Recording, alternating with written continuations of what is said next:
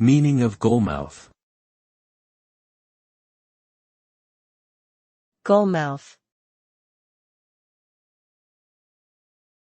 Goalmouth. Goalmouth. Goalmouth.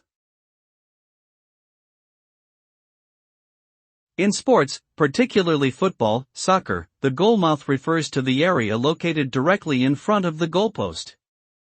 This is where most of the action takes place, with players trying to score or defend the goal.